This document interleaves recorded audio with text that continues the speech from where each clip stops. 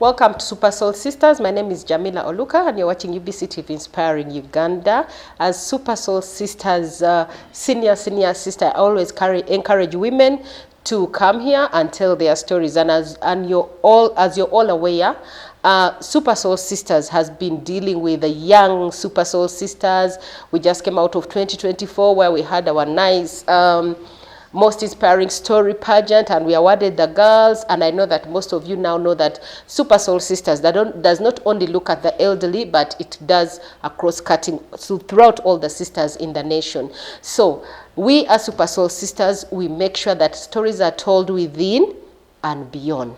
And today in studio, we have one of our senior Super Soul Sisters all the way from Lumasaba, but she's someone who has traveled. She has served this nation to the fullest. I'll only say what I know, but you know, here we tell stories from the perspective of our guests. So I want to welcome one and only, the ambassador to China. You're most welcome. Thank you, ma'am. You know, when you come to this show, you automatically sign in as a Super Soul Sister. Oh, I am? Yes. And since this year started, 2025, you are our first senior Super Soul Sisters who has come on the show. We've been dealing with the young ones. So we've started the year with now a Super Soul senior sister. And as we are moving towards Women's Day, we are really very happy to have you. Thank you so much. So with that said, I would like you to introduce yourself and tell us just an overview of which people have been influential in your life. I am Oliver Wonekha from Bududa, the land of mudslides, but it's a beautiful place. It is, yeah. With people like me and others. And currently, Uganda ambassador to China. I've been there since 2022. Wow. And I'm happy to be considered a super sister. Indeed, you're a Super Soul Sister. And you know that, can I call you honorable, I think? I did serve parliament for 10 years. You see, you know they say once you go in parliament, you always remain a honorable. Even at your old age, usually during Women's Day, they pick out ladies who have served in the nation, and we call them honorable. So allow me call you honorable because you deserve it. Thank you. So as a honorable who has come from Mbale, I am just next to you. You know, Mbale is our first city in Teso. It was the first city for us to come from Kumi. Yes. Coming to Mbale was like you've arrived in the city. Yes. I just want to share a little story before we delve in. Yeah. I remember when we were coming to Kampala in 90s, I was still a young girl. Yeah. And when we reached You Mbale, are still young. yeah, but by then I was really young. So when we came to Mbale, one of our cousins who was traveling with us to Kampala said, have we reached Kampala? Because it was her first time to see, you know, as you're entering Mbale town, there was that clock tower, and then there were flats here, and they're like, oh, have we reached Kampala? They were like, this is just Mbale. So to us who come from the east, Mbale was our first city, and you coming from the city of Mbale, and then Bududa, one of the places that is known for mudslides, for people who have not been there. But for us who are near you, we know that Mbale is a beautiful place. It has a nice scenery. Now, with that said, to reach where you are, who were those influential people in your life? Well, first of all, I'm a village girl. I'm from Bumwalukani, is my current sub-county, which has been cut off from Blucheke sub-county. Now we have Mwalukani, Blucheke, and maybe yesterday there was another one. I'm not yet sure. I'm not keeping pace. But I'm a village girl whose parents were teachers. They were called vernacular teachers at that time. My father, my mom, and they were focused. They were very influential in my young life. And in my time, girls were not really supposed to be in school. If they were there, they were not supposed to stay there too long. They were supposed to get out, get married, get dowry for the boys who are there, to get, when they get circumcised, then the next thing to do is to marry. Yes. Now, I grew up one daughter with 6 brothers. Wow. Moreover, You must have been protected. Moreover, the eldest daughter. So get married Wow. quickly and bring the cows. But because my parents were focused, especially my dad, I remained in school. And then in life, I have watched other women and listened. In Bududa itself, this lady may know it, may not know, but as I was growing up, she was in secondary school, Mrs. Myonga currently, and my father would always refer, I want you to be like Namunane. Namunane was her name. Yes. Yeah. So that's a little bit about my background. Wow. So you've talked about, so Namunane was the first influential person in your life. Yes. That you looked up to. Yeah. And you see, it's good to look up to people When who I was are, in primary, she was in secondary school, and my father would say, I want you to be like Namunane, And I had to find out who Namunane was. Yeah, I found out, and she was, I think, the first girl to sit O-level from Bududa. Yeah. in the whole of Bududa. Yes, in the whole of Bududa. Wow. Very interesting how history unveils.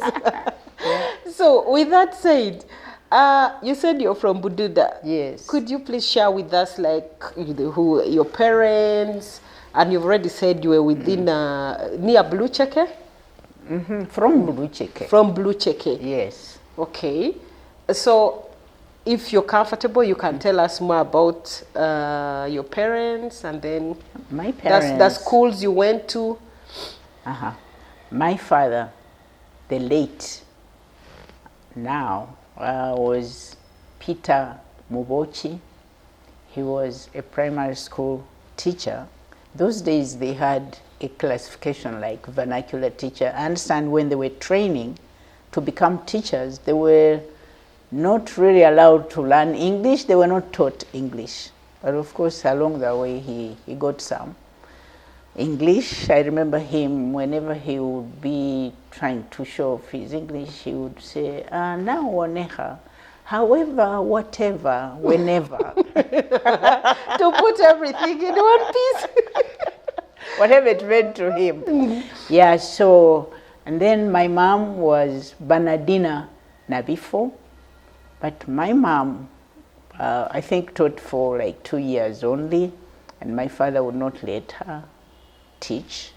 So she was a housewife, but my father taught for 24 years or so.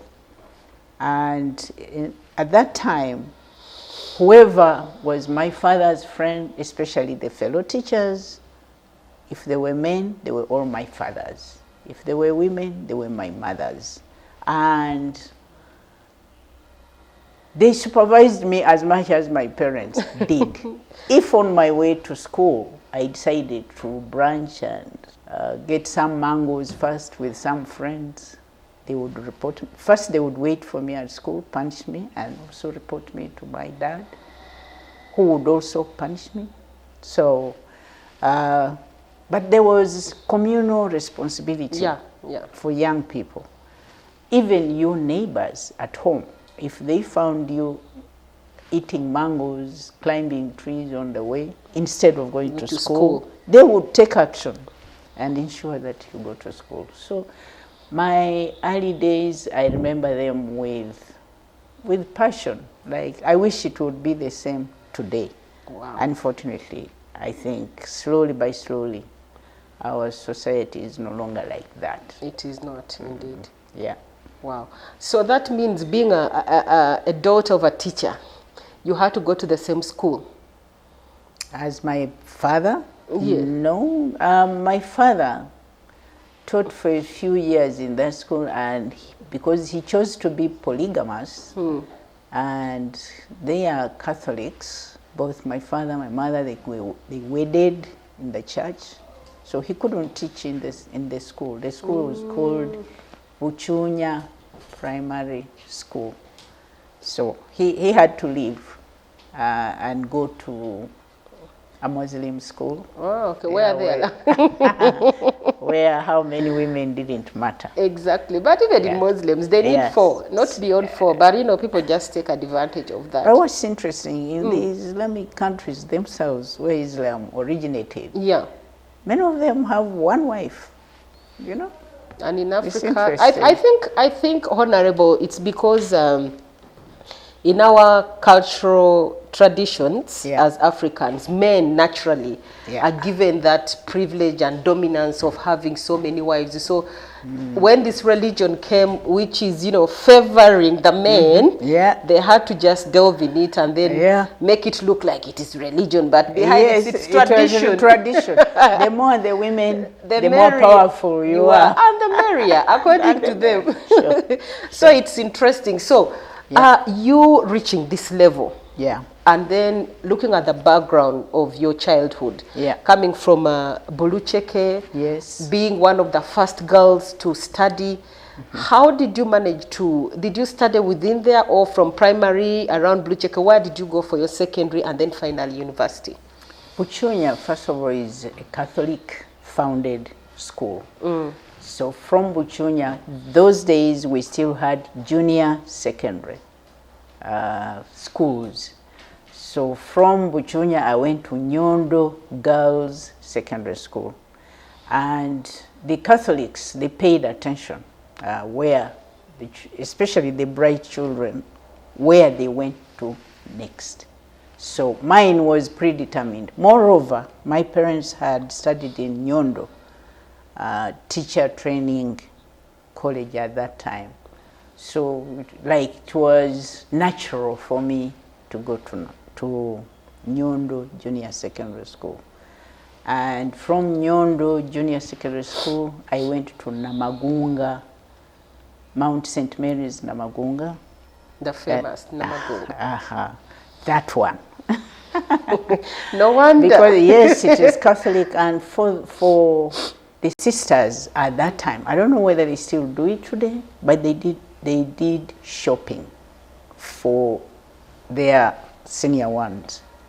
And I remember very well, I was shocked from Nyondo. It says, so many of us went to Namagunga. The brilliant ones. You didn't go to Namagunga if you were not brilliant. Yeah. So, and I did my O-level in Namagunga. I did my A-level in Namagunga. I wanted to go to Tororo for my O-level because that's the time when Tororo girls came into being. Because it was nearer, but the sisters said no. First of all, we don't know whether you will continue with religion, you know, it's important. So you go to Namagunga, and Namagunga retained me for HSC. Wow. You know, the beauty, Honorable, about Catholic schools. Yeah. I come from a Muslim family. Yeah. But I went for my P1, P2, up to P7. Yeah. I was in a Catholic school. And one thing I know about Catholics, if you go through a Catholic school, there are certain morals that you cannot get anywhere else. And they are very particular about girls and also particular about children's education. One thing I remember, which is very interesting, is I went to a Catholic school and I was coming from a Muslim family where my dad was a Hajj, and I loved dancing. So the things of it's a funny story, but it's a reality. So I was in this, you know, the things of dancing, salela kamokozi, what singing. You know how Catholics really sing good music, and they know how to attract. So after all that singing and what, so my dad was a big person then in Kumi, and then there was this, they call it what, coronation of the father. Yes. And then he's there, they call him as a leader, and then he sees yes, all the dancing. And it was such a big thing, and because, you know, clashing dancing of religions, but the Catholics really know how to, you know, nurture girls and also give you that knowledge. And I actually thank my dad for taking me to such a school. So when you talk about Catholics, there is Yeah. a way they follow you. Yeah. They follow you. And that is very good. No wonder you are now in a level of where you are Yes, influential yes. to the community. Now, that said, I want you to take me back, because the way your education was then, it is not even nearer to what is happening now. Education has completely tilted from the original norms of, you know, girls going to school, children going to school, and also when you look at the percentage of women who were at school then compared to now, there is a big change. Yeah. So many girls have gone to school, but you people, that time, coming from there to Namagunga, and then being one of the girls who was coming to Kampala, first of all, to Namagunga. I think those guys, from what my mother used to tell me, you guys would come from the east using a train to Kampala. Yes. And then coming to Kampala, and then you go back. How was it like? How were they treating you at home? What are those good memories that you can share with us that we can admire and, you know, flash back and imagine how life was like? Well, first of all, coming from Nyondo to go to Namagunga, for me it was such a big deal. When we were at school with that singing and dancing, we would sing, "E Namagunga botuka yotoko mao." You know, you understand?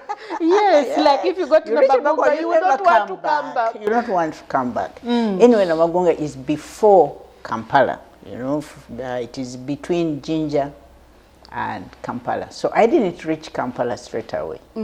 I reached Namagunga and branched off and put my suitcase with a basin with stuff on it, you know, get out of the bus, put it on my head and climb the little hill to the school.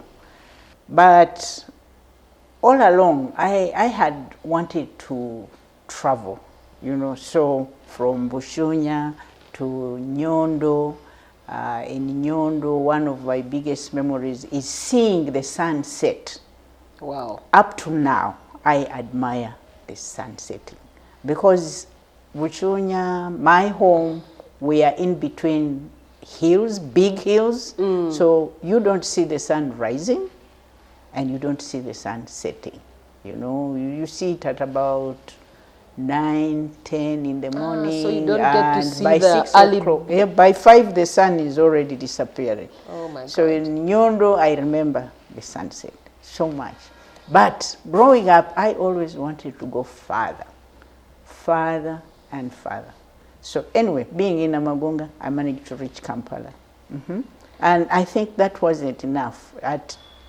For A level, I wanted to leave Namagunga and to go to Nyakasura. I'd never heard of Nyakasura. Yes, I've or heard of Rubudo. And the motivation is to go farther.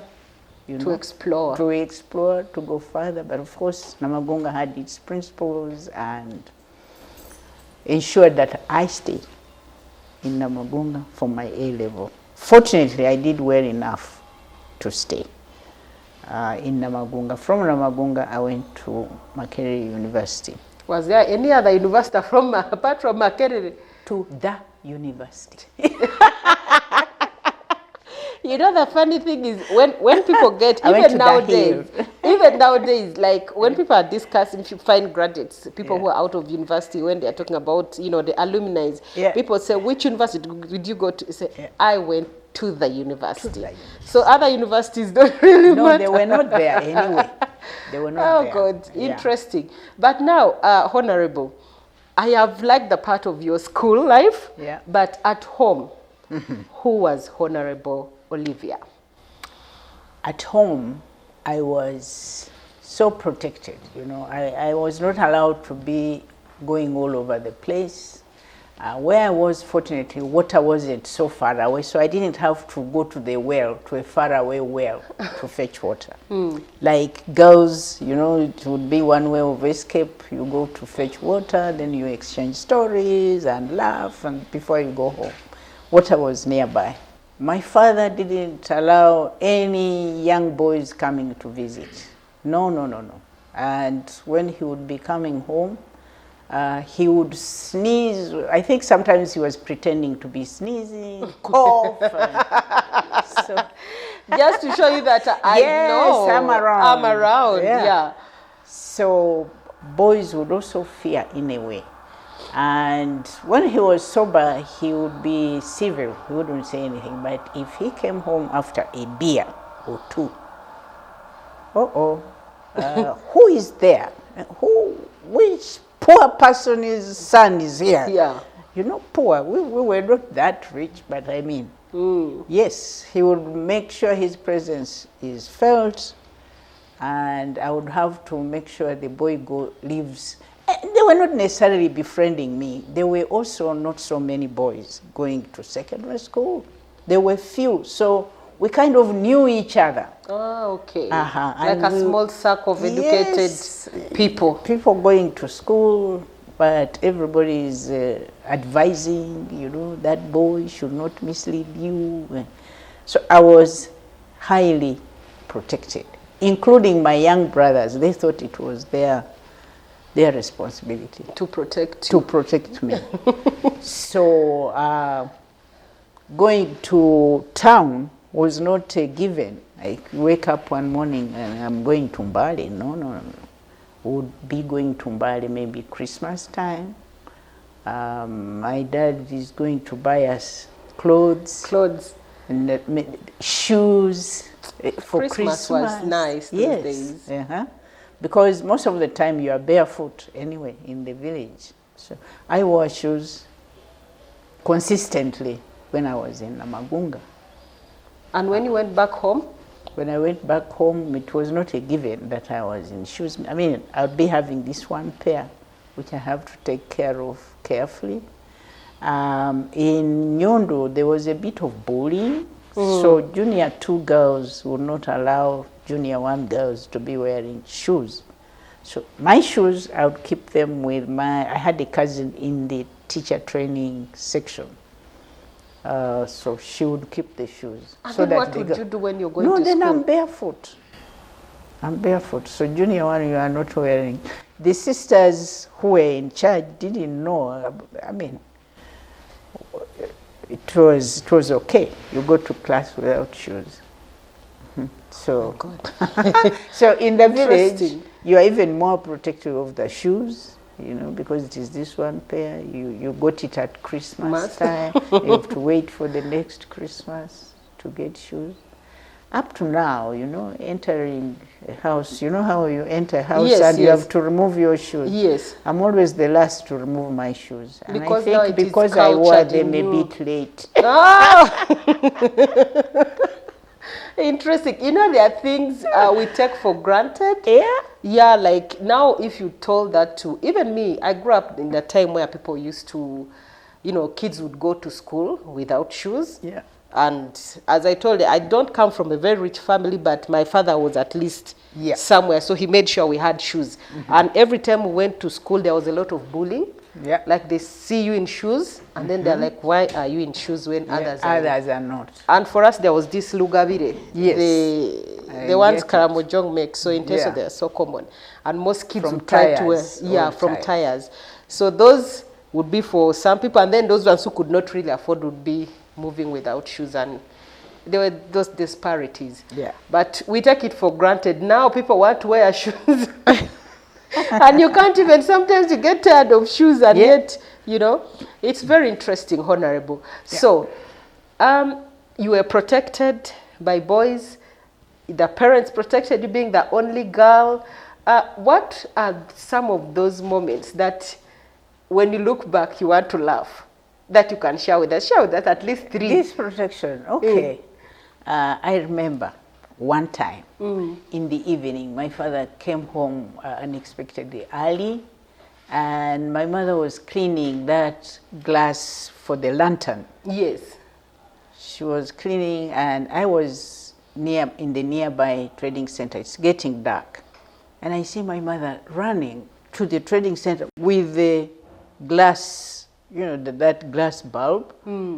What's going on? Say, come home, your father wants to kill me. Where are you? I think I was just hanging there with maybe some boys also on holidays. So I had to go home with my mom, and my father is in a rage. Yes, this is your daughter. You will take her to your home. If you is she becoming Malaya? You know, Malaya is a war, a prostitute. So I said, I mean, so much fuss. But that is how protective my dad was. So if I am the one in the wrong, my mother has to suffer as well. Your daughter, I become her daughter. And when you're excelling, I'm his daughter. It is typical of African. I think that is so cross-cutting everywhere. Like when children, do very well, the fathers come out and say, "Oh, yes, that's my daughter. That's my son. Yeah, he has taken over me." I'll tell you a story. One of my cousins in the village, recently, the daughter there's a primary school near our home. It's really low-class primary school, and the girl got 9.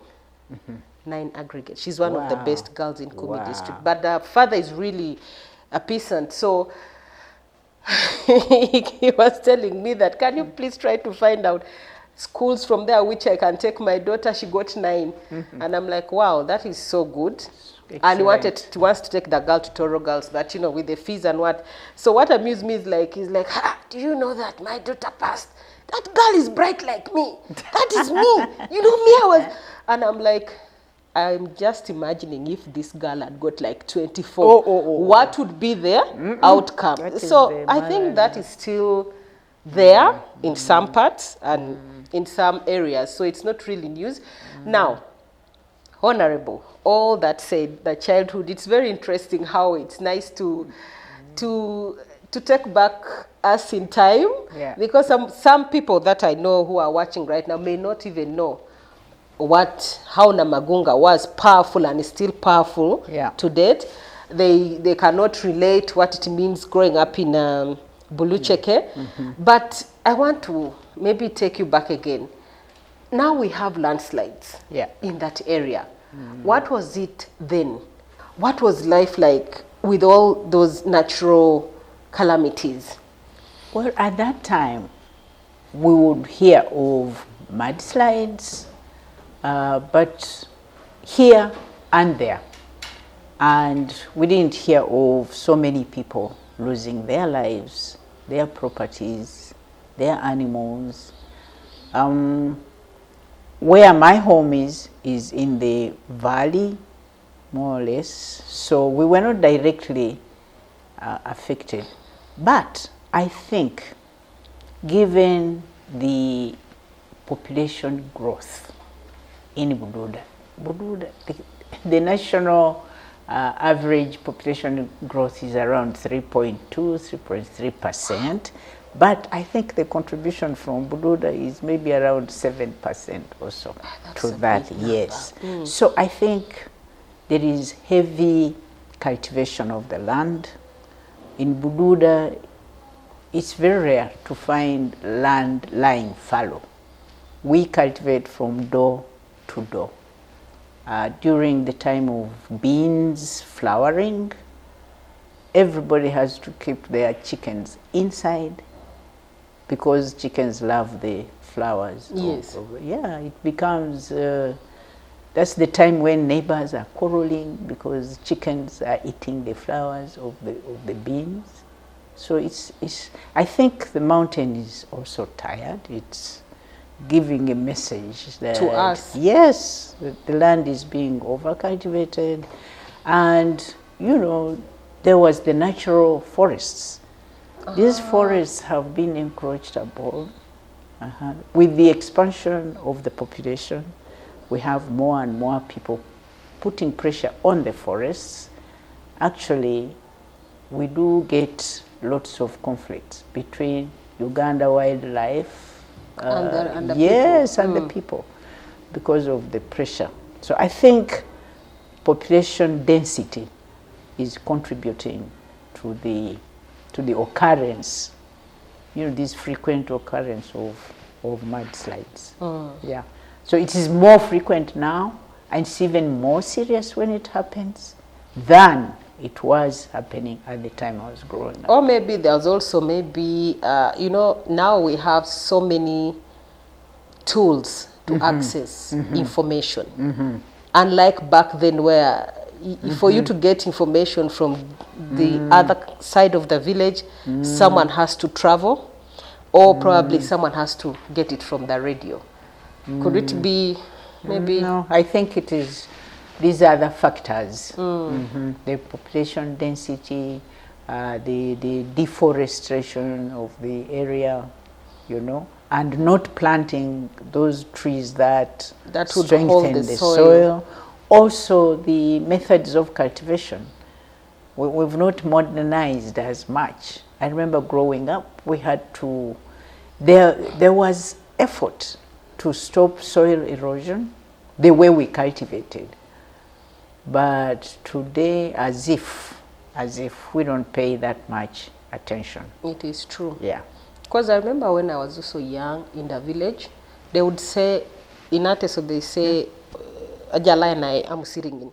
Like they would say, let that garden first sleep for this year. That is lying fallow. Yeah. So it is now that you've said that, I think maybe there is a way people used to know. Yes. Even with the limited knowledge, at that they time. had that natural knowledge. Yeah. That they would actually leave some gardens, they would not cultivate. True. Then they cultivate other gardens. Then after, maybe the next year you find a cultivate and there is a very, very good harvest. Yeah. But also, as you've said, there are so many people nowadays. Yes, the population We are is so many. Yeah. You better Wow. get the facts even, you know. Interesting. So, Honorable, we are going to go for a break. When I come back, I want now to hear the Makerere story. Okay. The university. Okay. Yeah. The hill. The hill.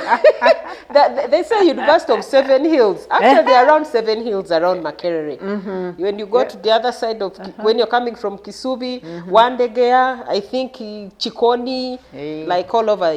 Before you go to But the at university. that time, when you spoke of the hill, Hill. you meant Makerere. Not any other place. Very interesting. So you're still watching Super Soul Sisters. I'm here with Honorable Olivia, the ambassador to China, and we'll be going for a break. We'll be right back. Before we went for a break, we're here with Honorable Olivia Wonekha, the ambassador to China, and she's been sharing with us many stories about her early life. Will be coming now to, she tells us more about her journey in life. As you know, in Super Soul Sisters, we let the ladies share their stories so that you out there, you get inspired. That said, I want to interest you again that this year we have started already searching for our contestants for the most inspiring story, and we'll be having auditions on 27th and 28th of March. We encourage all those who did not participate last year to come to UBC on 27th and 28th so that you have a chance to tell your story. You have a chance to share your story with the world. You never know. Some of the girls that we picked last year were able to get scholarships from FAWE.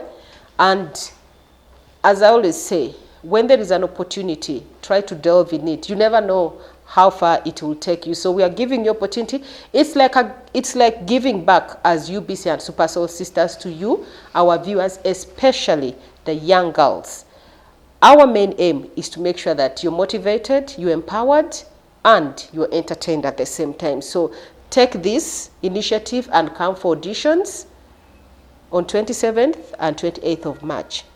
Also, I want to give credit to FAWE. We really appreciate your help and support for taking up these girls and for giving them bursaries, especially the first 3 that their stories came out and managed to touch so many people. For you who voted, thank you. And we encourage you again, when these contestants come, please vote, and your vote will be the one to give these girls opportunity. We are still requesting for your support. The 20K for transformation for the girl child. And I would like to encourage, especially the ladies, the very way you got a chance to be at school, try to give this opportunity to also young girls. So many girls perform very well. So many want to study, but they do not have the means. And us moving to the month of ladies, of women, because March is designated as a month of celebrating women. Let us give back to the community, because this 20,000 does not come to us. FAWE receives it and it's given back to the community, and it's only given to those girls who really deserve it. Just imagine, you have a niece, you have a daughter, you have a sister, you have a friend who needs some support, and this money will go and help such a person. So anybody, this is a time for us to support each other. Men, women, all can come and give this to these girls. Thank you very much, FAWE and Plan International, for this support. With that said, we are still here with Honorable, and she has quite a lot to share with us today. Before we went for a break, she was telling us about her early childhood in Bulucheke, Bududa. You know, those were the times when people would go to school, a girl comes back home and the whole village is aware that, oh, Olivia is back home. And I know that for those of you who still have your parents who went to school in 60s and 70s, they can tell you the same story. So let us hear from her.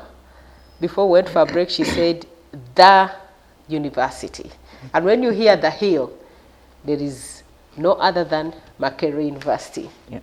So Makerere University is still the hill. At least I know that.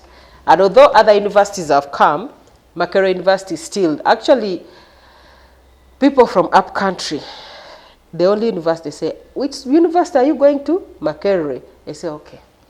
If you say any other university, they feel like it's not a university which deserves that credit. And yet, actually, with this diversity, all universities now have the same curriculum and everything.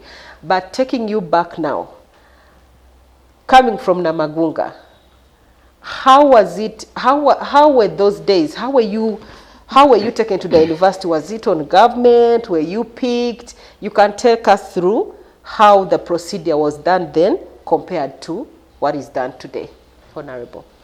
During my time, Makerere the population of students was 2,000.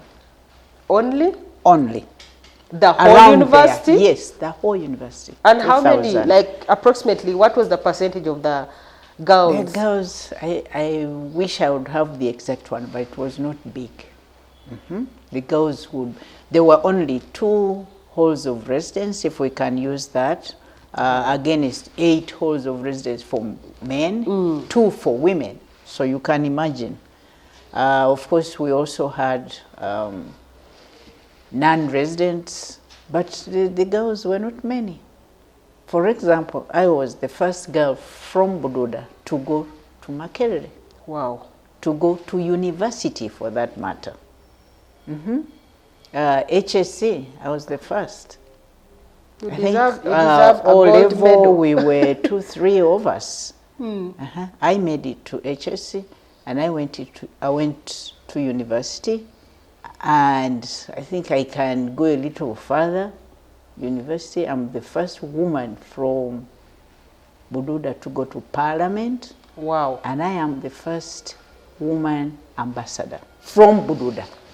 Wow. So I still lead, and I would like you girls out there to follow big time. Anyway, the situation has changed. We have many more girls. We've got doctors, lawyers, engineers, architects, and all this, which is great. But at that time, it was great to make it to Makerere. It was not only the success, but prestige as well. My father, when he would be telling me to work hard, and also boasting in Busera, those when he's drinking with his colleagues, he would say, my daughter has to go to, she's now in Namagunga, she has to go to Makerere and then go abroad, and then I don't care what happens thereafter. Wow. She will be Mwochi's daughter, you know? Wow. Yeah, like, I will have done it. So there was also going abroad. And my father, may he so rest in peace, I did all that. And right now I'm abroad. I hope he knows. He knows. So back then in the university. Yes, university. I was in Mary Stuart Hall. It was that hall then, but at that time then we had Africa Hall. Yes. So you had Mary Stuart, the box, that is the nickname, the box. And then we had Africa Hall, the suitcase. Eventually it was Sweet Kissers who were staying. Interesting. Yeah, so I was lucky to have gotten to Makerere when I had met Right Honorable Ruacana Rugunda, who's the recent Prime Minister to this country. He's been all those wonderful positions of responsibility. At that time, he was the president of NUSU, National Union of Students of Uganda. He was the president. I had met him during my holidays, Senior 6 holidays. So as if he was waiting for me. Him and the late Tumsime Mutebile, they were very good friends. So they introduced me into the campus politics straight away. In Namagunga, I had been a deputy head girl. So going to Makerere now, I joined the campus politics. I was, in my first year, I joined the Guild Representative Council. Yes. In my second year, I was hall chairman for Mary Stuart. We didn't have hall chairpersons. We had hall chairmen. Regardless of your sex. And when I was hall chairman for Mary Stuart Students' Common Room, the late Honorable Kategaya, Connie Kategaya, was the chairman for Africa Hall. I went to Makerere. My aspiration was to become a doctor, but I think I would have just been a mess of a doctor if I ever became one. Anyway, eventually I was taken for Bachelor of Science in Zoology and Botany and Chemistry as subsidiary. As a minor, I did general degree my first year. So juggling politics, academics was fun. Coming out of Makerere, I thought coming out of Namagunga, very strict. I'm in Makerere, I'm overwhelmed by the freedom that I had. I'm even in leadership, and I socialized a lot. I did not only do the politics, I did the academics, and I never missed out on social life. Because in Namagunga you are really underlooked. From Namagunga to home, very strict. And then you come to... Now I'm in Makerere. Where you are... Wow, a lot of fresh air.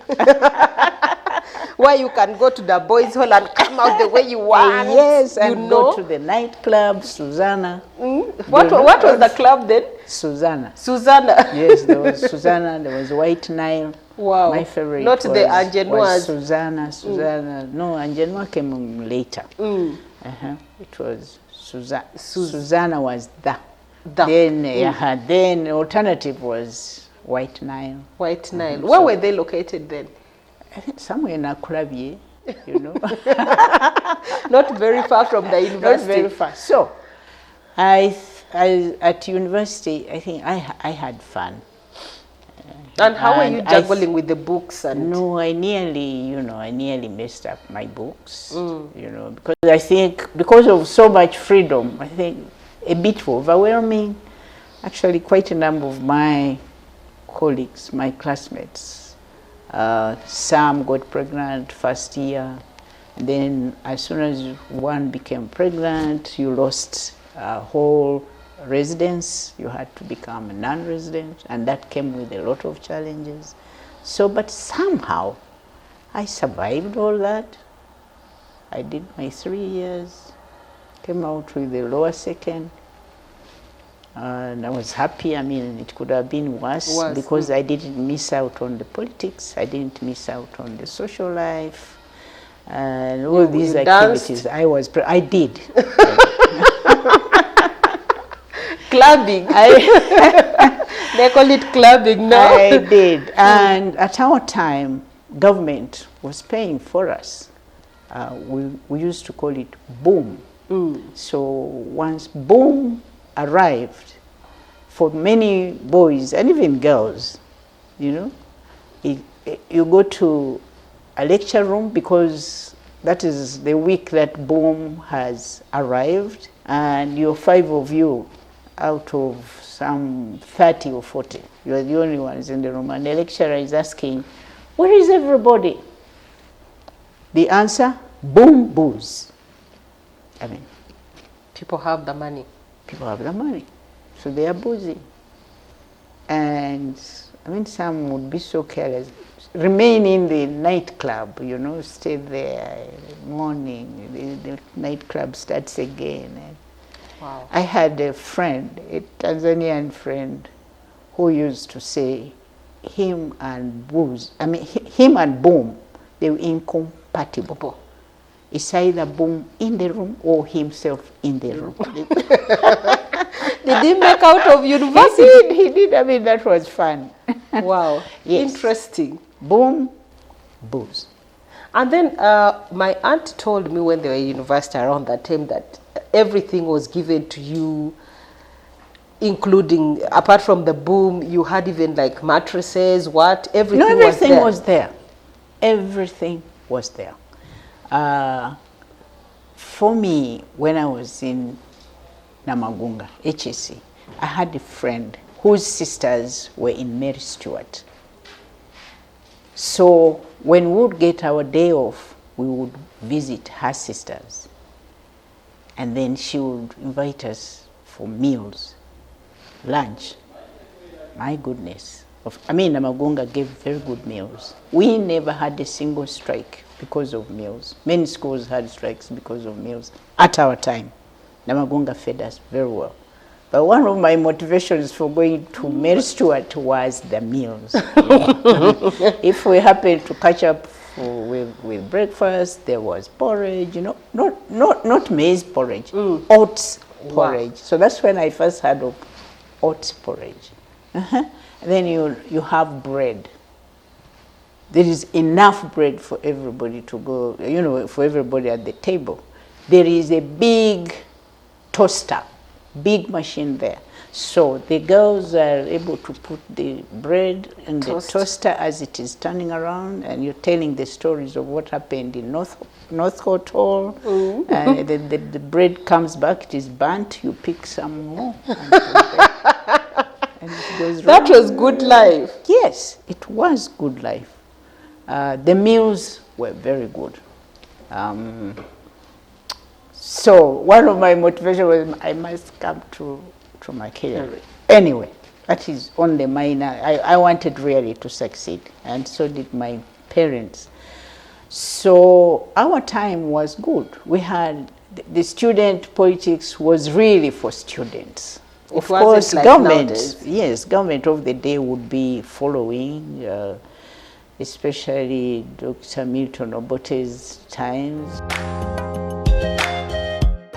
For those of you who are watching, this is just the first part of our interview and with Honorable Olivia Wonekha. We'll be coming back again next week to continue from where we have stopped, because she has quite a lot to share with us. And believe me, I know that even you who is watching right now, you've enjoyed, you've had fun. I've had such fun. But before we end, I want to remind you that we need to contribute money, if you can, 20,000 shillings for transformation for a girl together, educating girls for a better Uganda. So we need to contribute. You can see we are going to put the codes below, and then you'll be able to contribute. We want to give credit to FAWE and Plan International for supporting the girls. Credit to UBC TV for making sure that these programs come to you, and also the team behind Super Soul Sisters. Also, I want to remind those who want to contest for the most inspiring story that the auditions will be carried here on UBC premises on the 27th and 28th of March this year. So don't miss out on this chance. Come in numbers. We have 2 days and we'll be here waiting for you. UBC has enough place where you can come and do auditions, and make sure that you never know where you will go. For now, me and my team, Super Soul Sisters production team, UBC TV, and our guests and the viewers, thank you very much. Bye-bye.